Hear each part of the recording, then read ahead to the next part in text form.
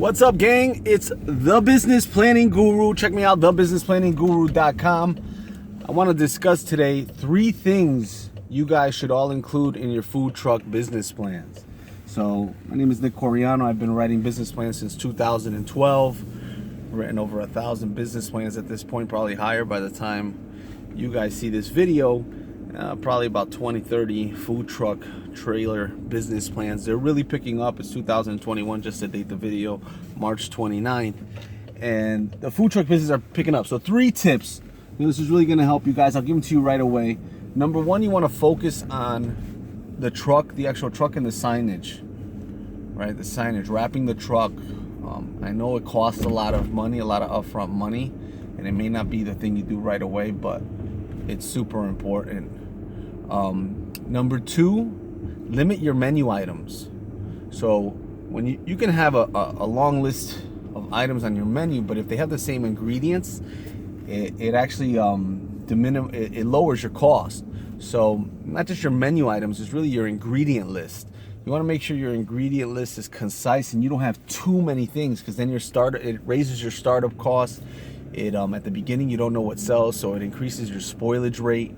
And a simple menu goes a long way. So a simple menu meaning keep track of your ingredient list. So if you're gonna have just hamburgers and hot dogs, well, your ingredient list is going to be bigger than hamburgers and hot dogs, right? It's going to be buns and hamburgers and hot dogs and probably ketchup and mustard and maybe some relish, right? But these are the little nuances that you have to be careful for. So when you put together your menu, make sure the next thing you do is put together your ingredient list, and try to control that ingredient list, because the smaller that ingredient list is, the better it's going to be for you as an entrepreneur, to attract or to keep track, I should say, of profits and revenue spent. And the third thing, but the most important thing, is location. Where you park that food truck, where you park that food trailer, is going to determine your success almost 9 out of 10 times in the food truck business. So some people want to go to food truck fairs. Some people, want to stay in one single location. Some people have a route that they do, right? A breakfast route, an afternoon route, an evening route. The most successful, let me put this on, I got Google Maps on here.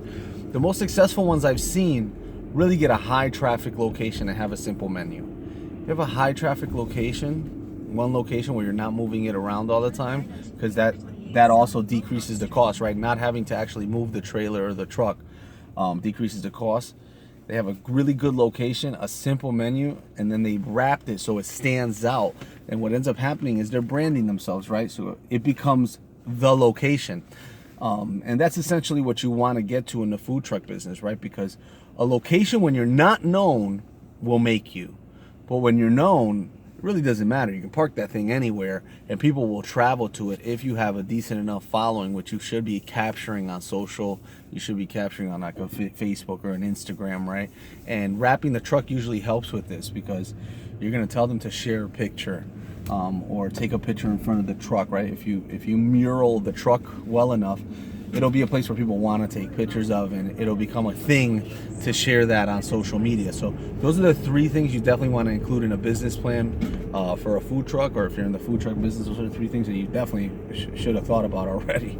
But definitely, if you're starting one, these are 3 things that you probably want to wrap up before you even start taking out loans, or you start investing heavy amounts of money into the food truck business. So remember, an ingredient list. Get a simple ingredient list. So after you put together your menu, get in a simple ingredient list. There's a lot of things that you can do multiples of, right? So if you do tacos and tortillas, then you can use a lot of the things, a lot of the beef can be used for both, right? And then you can do a salad, which is the same ingredients. But again, that ingredient list, branding, so wrapping it, right? You basically have a giant billboard when you talk about a food truck. So most people don't take advantage of this, or they just letter it really small. But the rule of thumb for me is you want to be able to see it, I don't know, I'm not good at depth perception, or probably 1,000 feet away, right? You want to be able to be driving down the highway, and it's a 10 car lengths away, and you can still read what's on there. That's a good rule of thumb. So ingredient list, the wrap, and then the location. Take time to wheel and deal on a location. Commercial spots are great where people are coming in and out of all the time.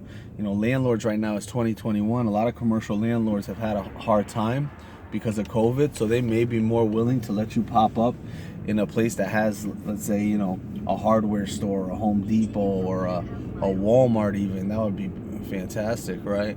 But in one of those parking lots where there's already a lot of traffic, or a lot of, in bigger cities, you know, you definitely want to target the working class lunch crowd because they're eating out all the time anyway. And if you park in front of the right tall building in New York City, Chicago, Miami, you know, Los Angeles, Dallas, you're gonna make out like a bandit in that short time period there. So keep those things in mind. You know, the ingredient list, you know, I don't want to keep going back and forth, but the ingredient list really is important because remember, you're moving this stuff for the most part, right? You got to get it ready in the morning, usually in a commissary kitchen or your kitchen, and or you know, a rented kitchen per hour, and you're moving this stuff every day. So the smaller the ingredient list, the more concise, and the ingredients that you can use for 2 or 3, 4, 5 menu items will go longer, and it's just less stuff to carry into the truck when you're moving that business.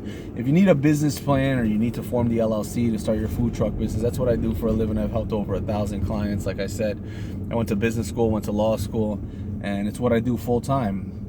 Tell me what you guys think, and if you guys do have a food truck and you have other tips, leave them in the comment section below. You know, let other people in on the goods. And I go over a lot of things with my clients, but those are just 3 things that really stand out to me, and the ones that were very successful, and the ones that are gonna be very successful. So best of luck to you guys. Never give up. Keep pushing, and subscribe to the channel. Comment, like, dislike. Tell me why you disliked, if you disliked it, and share it if you think somebody else can help. This can help somebody else. All right. Have a good one, guys.